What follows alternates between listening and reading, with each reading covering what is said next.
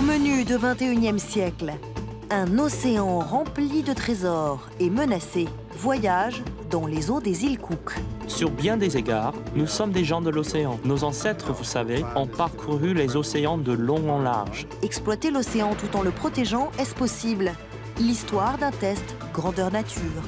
Au Chili, l'histoire de ces mineurs qui ont fait surgir la richesse de l'un des déserts les plus arides au monde. Si on repart d'ici avec quelque chose, ce n'est pas la beauté de l'endroit où vivaient ces gens, mais le sacrifice et la force de ceux qui y travaillaient. Les villes fantômes du désert d'Atacama mourront-elles d'abandon ou seront-elles sauvées? Au Sud-Soudan, la décision d'un homme face à la mort.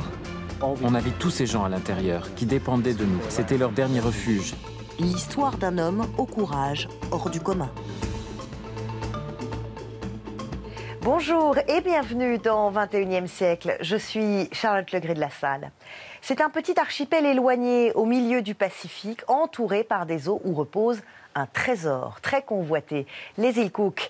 Aujourd'hui, ses habitants sont confrontés à un dilemme et tentent de façonner leur avenir. Reportage.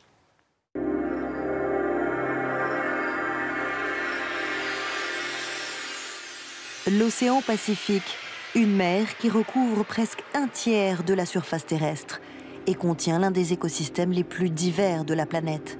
Ces eaux abritent des milliers d'espèces marines. Ces récifs coralliens et les fonds marins qui les entourent représentent de la nourriture, une subsistance pour plus de 120 millions de personnes. Parmi eux, les habitants de ce petit archipel connu sous le nom des îles Cook. Pour ces insulaires, l'océan a une place très particulière. Quand j'étais jeune, à 7 ou 8 ans, vous savez, je passais toutes mes journées dans la mer, à pêcher dans l'océan ou sur des bateaux. Et vous voyez, ça devient tout simplement une partie de vous-même. Kevin Hiro est un ancien champion de ligue de rugby, un joueur professionnel qui a voyagé pendant des décennies. Mais même si sa carrière l'a emmené très loin des îles Cook où il est né, il n'a cessé d'y revenir, aussi souvent qu'il le pouvait. À chaque fois, il remarquait des changements inquiétants dans l'océan. Moins de poissons pour les pêcheurs, du corail abîmé ou mort. Une course commerciale toujours plus forte autour des ressources qui entourent les îles Cook. À la fin de sa carrière et à son retour chez lui, Kevin a alors décidé de se consacrer à la préservation de ce qui est pour lui un extraordinaire trésor naturel. Nous avons les eaux parmi les plus profondes du Pacifique, jusqu'à 6 km de fond. Et il y a beaucoup de choses que la science ne connaît pas, sur ce qu'il y a au fond, les formes de vie, les écosystèmes. Difficile de protéger ces mers lorsque repose là, tout au fond, une manne.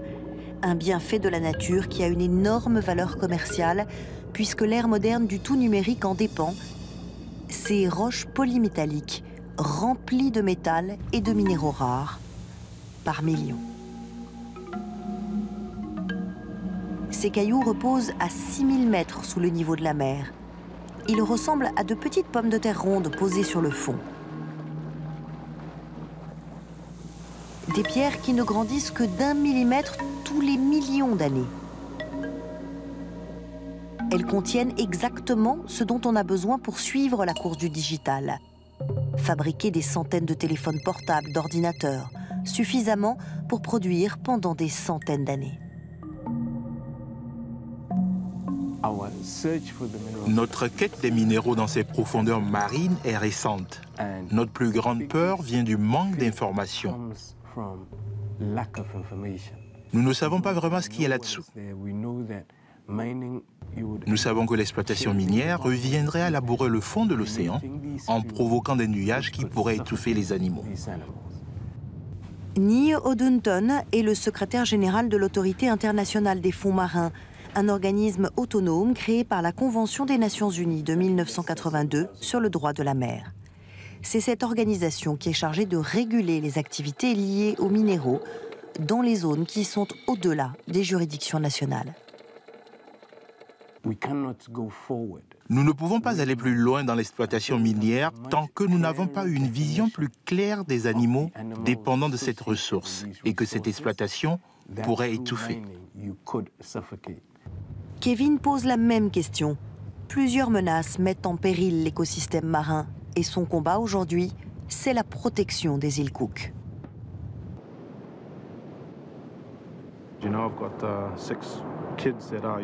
Vous savez, j'ai 6 enfants. J'aimerais que quand ils seront grands et qu'ils auront des enfants, ils puissent profiter de l'océan, comme j'en ai profité quand j'étais jeune.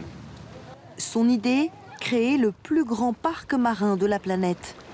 Il s'est tourné vers le Premier ministre des îles Cook, Henri Punat, pour le persuader de délimiter une zone du Pacifique aussi grande que la France et l'Allemagne réunies, presque 1 million de kilomètres carrés. Sur bien des égards, nous sommes des gens de l'océan. Nos ancêtres, vous savez, ont parcouru les océans de long en large. Notre grand respect pour l'océan est le résultat de cette longue histoire. Nous devons faire preuve de respect envers l'océan, parce que nous en soyons conscients ou pas, il maintient la vie sur cette terre. Ce parc, ce serait pour les habitants des îles Cook l'occasion de décider eux-mêmes jusqu'à quel point l'exploitation peut continuer sans sérieusement détériorer l'environnement. Leur espoir est que ce plan révolutionnaire permette cette exploitation des richesses et la préservation de l'océan. Il y a des intérêts divergents dans la zone délimitée par les frontières du parc marin des îles Cook. Évidemment la pêche, les mines et ceux qui veulent la conservation et la protection de l'environnement. Pour connaître les zones exactes où ces intérêts contraires s'entrechoquent, Kevin utilise des cartes. Des calques qui vont permettre de donner une vue détaillée des dilemmes, différents pour chaque île. On les appelle systèmes d'information géographique, SIG pour faire court. Explication. Chaque carte est une couche. D'abord, la carte des zones de pêche. Ensuite, celle des zones que les chefs traditionnels veulent conserver. Enfin, celle des zones d'exploitation minière les plus lucratives. Là où les 3 cartes se superposent, c'est là où les conflits d'intérêts les plus forts risquent d'éclater. Cela permet à l'utilisateur d'employer toutes les informations. Et ils seront capables de prendre une décision éclairée et même de dessiner leur propre zone. Toutes les informations géographiques entrent dans le système SIG pour l'élaboration d'un nouveau calque. Kevin et son équipe rejoignent le navire de recherche Golden Shadow. À bord, des scientifiques de la Fondation du prince Khaled bin Sultan pour les océans. Les chercheurs vont plonger des centaines de fois, recenser les récifs de corail, rassembler des données sur les espèces susceptibles d'être menacées. Autre mission pour Kevin, savoir ce que le peuple des îles Cook lui-même pense de la gestion de ce parc. Nous voulons que chaque habitant ait son mot à dire sur la façon dont il pense que nous devrions organiser le parc marin des îles Cook. Qu'est-ce que vous pensez du projet? C'est un bon projet. Vous la voudriez de la même taille, plus grande ou plus petite? Pour moi, ça devrait être plus grand. Pour les mineurs, les nodules sont à une telle profondeur qu'ils peuvent être rapportés à la surface avec une technologie qui ne dérangera rien lorsqu'on les remonte, mais... Je pourrais dire la même chose. Je ne sais pas si c'est vrai ou pas. C'est vrai. Bon, merci. Merci, Mama. Grâce à cette participation de la population, le parc pourrait devenir un atout vital et durable qui profiterait aux habitants pendant des siècles. Mais se servir comme cela, au fond de l'océan, reste une entreprise pleine d'inconnus. Tout le monde ici sait qu'il faut faire preuve de vigilance. Nous sommes une toute petite nation. Nous avons un océan tellement immense qu'on doit capitaliser dessus. Et nous devons évidemment le protéger. Et en le protégeant, nous devons être pionniers et montrer l'exemple.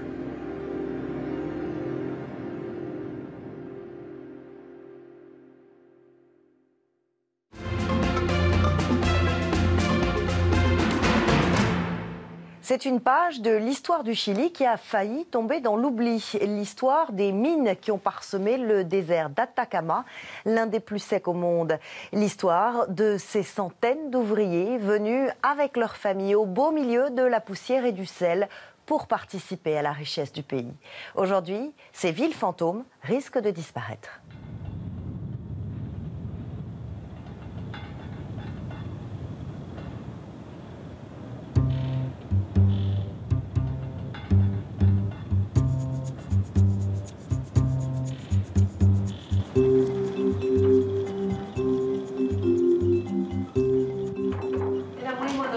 C'était une maison moderne. Là, c'était l'étagère de mon père, l'endroit où il gardait ses livres. Ils sont venus du Pérou, de la Bolivie, de l'Argentine et du Chili. Pendant 130 années, ils sont venus ici, dans la Pampa, l'un des endroits les plus secs au monde, le désert d'Atacama, au Chili. Être ici me ramène vraiment en arrière. C'est là que je marchais. Les parents de Maria Moscoso font partie de ceux qui ont décidé de s'installer dans cette pampa chilienne. C'est l'unique lieu de la planète où des veines ouvertes de salpêtre, un composant riche en azote et en potassium, courent juste au-dessous de la surface de la Terre. Au XIXe siècle et au début du XXe, ce salpêtre était très convoité pour ses propriétés explosives. Il servait à fabriquer la poudre à canon. Et aussi pour ses qualités de fertilisant. Le salpêtre chilien fut l'un des tout premiers engrais agricoles expédiés partout dans le monde. Un monde alors en plein essor agroalimentaire. Mais en 1961, Maria n'avait que 12 ans, l'industrie du salpêtre a fini par s'éteindre.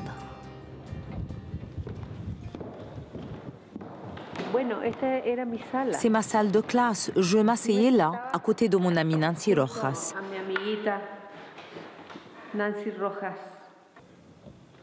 J'étais là quand ils sont venus couper l'eau et l'électricité. Il y avait tant de chiens et de chats abandonnés parce que les gens ne pouvaient pas les emmener.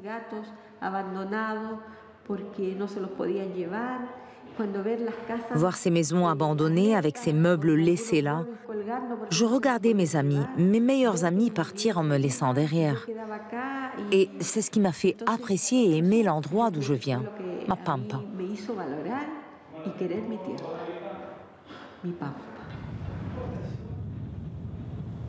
Des bâtiments et des usines à l'abandon. Autrefois, le décor de l'enfance de Maria.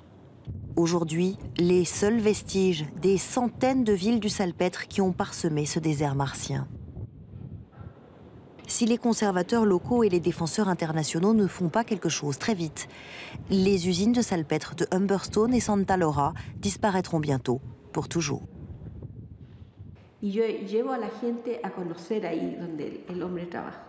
J'emmène les gens voir là où les hommes travaillaient. Ils sont choqués d'entendre comment les hommes travaillaient dos nu toute la journée sous le soleil, sans ombre ni endroit pour se protéger.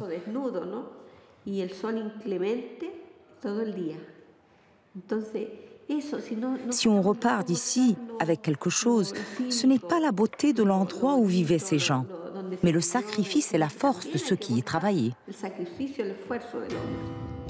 Pendant près de 60 ans, l'industrie du salpêtre a soutenu le développement du Chili. En 1900, les ouvriers du salpêtre étaient responsables à eux seuls de 80% des exportations du Chili et donc de 60% du revenu national. Mais avec le développement des engrais de synthèse en Europe dans les années 30, l'industrie du salpêtre a commencé sa longue déchéance, jusqu'à sa mort en 1961.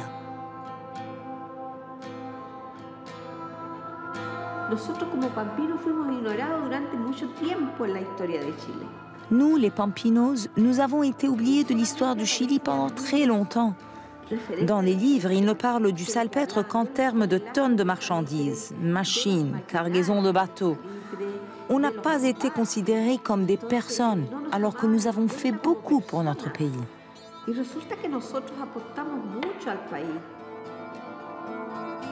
Ces Pampinos qui ont travaillé dans le désert étaient un mélange unique de différentes populations.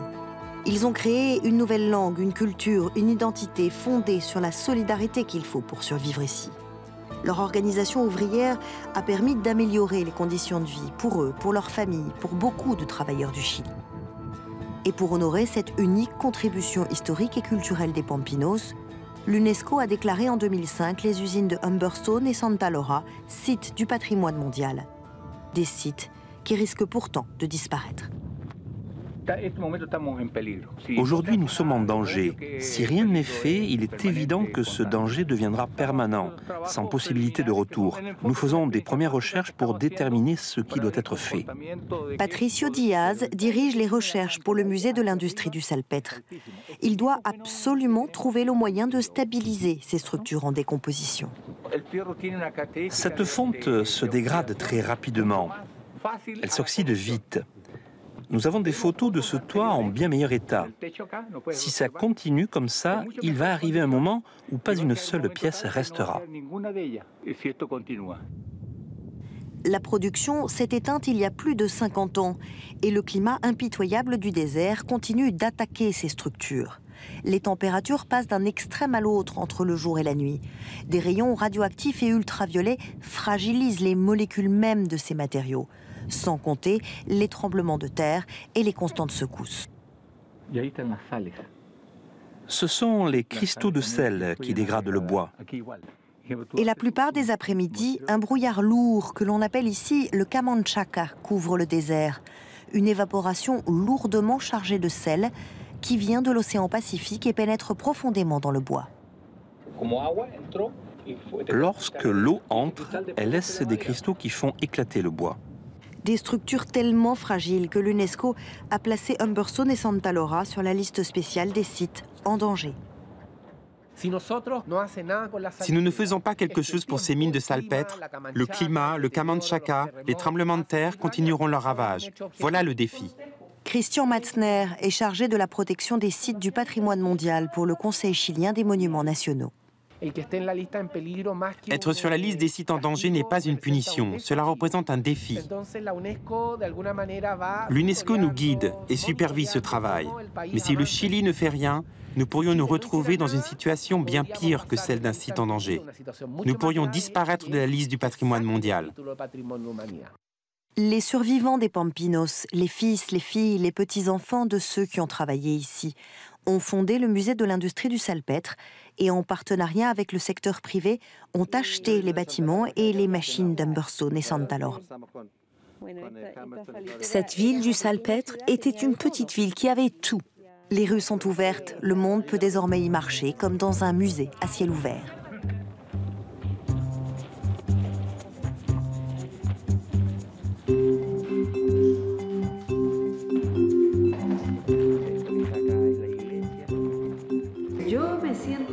Je suis très fière qu'ils viennent visiter l'endroit où j'ai grandi et étudié. Je crois que toutes les familles de Pampinos ont contribué à créer ce petit grain de sable, cet effort et ce sacrifice que nous avons fait pour grandir et donner naissance à cela. L'espoir aujourd'hui est que les efforts conjugués du gouvernement, de l'UNESCO et des investisseurs privés puissent durablement sauver ce patrimoine mondial. Que la protection et le partage de cette histoire soient une priorité transmise aux générations futures. Et maintenant, dans 21e siècle, notre nouvelle rubrique, c'est leur récit.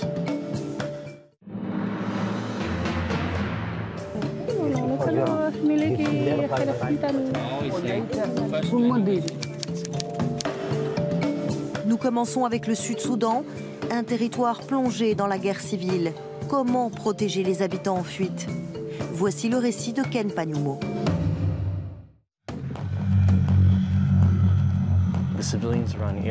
Les civils de la zone étaient pris dans le feu croisé des combats. Ils n'avaient vraiment aucun autre endroit où aller que notre complexe.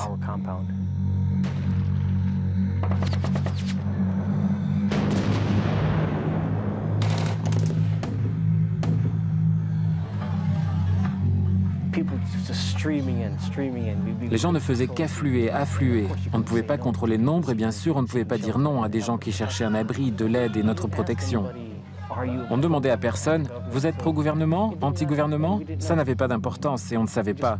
On était juste là pour protéger quiconque se présentait au portail.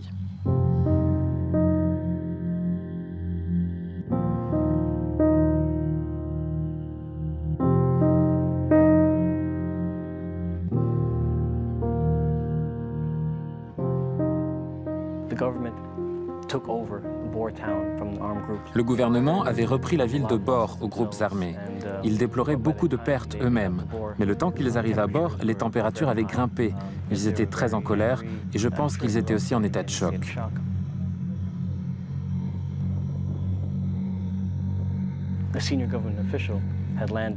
Un haut fonctionnaire du gouvernement avait atterri à l'aérodrome. Je l'ai salué et il m'a demandé du tac au tac. Les gens dans votre complexe, ils sont pro ou anti-gouvernement? Et j'ai dit, monsieur, on ne fait pas de distinction. On aide simplement ceux qui se présentent. Il a dit, je veux venir voir plus tard.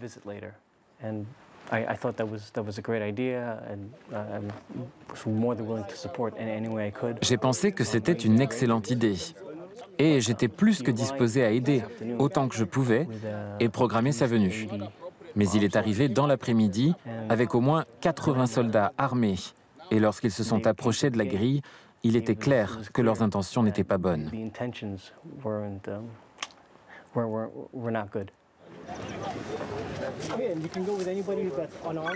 Vous pouvez venir avec qui vous voulez, mais sans armes ni uniforme, sauf les médias.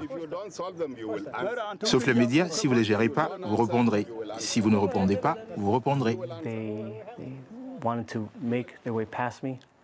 Ils voulaient entrer en me passant devant, et j'ai dit immédiatement, vous ne pouvez pas entrer avec vos armes, vous ne pouvez pas rentrer avec vos uniformes, vous ne pouvez pas rentrer avec vos caméras, au nom du respect des personnes déplacées.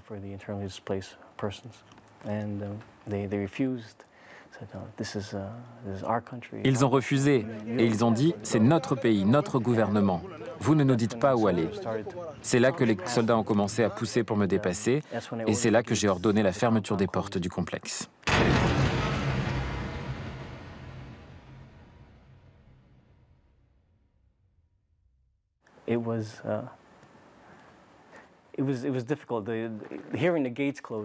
C'était difficile d'entendre la fermeture des grilles. C'est probablement le son le plus fort que j'ai jamais entendu. Je me suis retrouvé de l'autre côté avec un officier de liaison et un autre membre du personnel, un civil. Et c'est tout. À ce moment-là, les soldats ont pointé leurs fusils sur moi et encore insisté pour entrer. J'ai simplement continué à dire non. On avait tous ces gens à l'intérieur qui dépendaient de nous, qui dépendaient de l'ONU, à l'intérieur du complexe. Des milliers. C'était leur dernier refuge. Il n'y avait nulle part ailleurs où aller. Ce n'était pas négociable.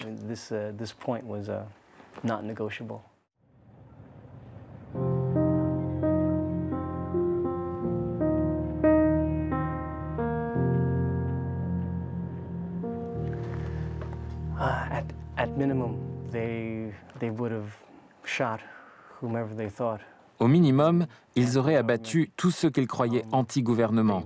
Ils auraient peut-être pris des personnes à l'intérieur, les auraient arrêtées. Une multitude de choses auraient pu arriver, et aucune d'entre elles n'était bonne.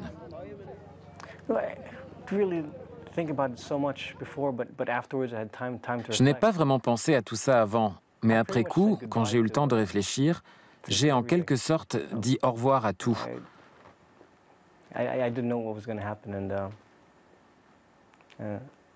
Je ne savais pas ce qui allait arriver et j'avais juste à prendre une décision personnelle. Qu'est-ce qui était important? À ce moment-là, à cet endroit-là, les milliers de gens que nous protégions, c'était ça le plus important.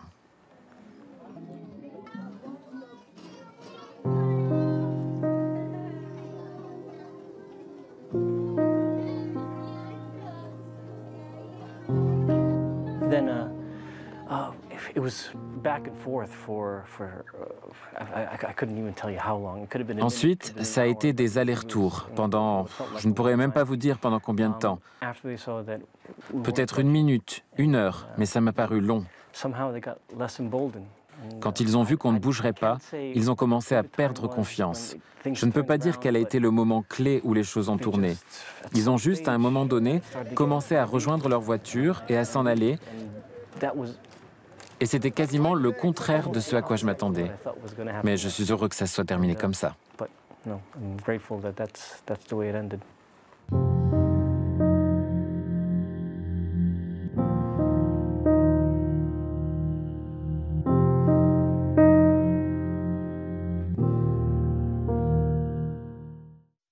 C'est tout pour cette édition. Partagez les histoires du monde, c'est sur TV5 Monde. Je suis Charlotte Legris de la Salle et j'aurai le plaisir de vous retrouver dans notre prochaine émission. Au revoir.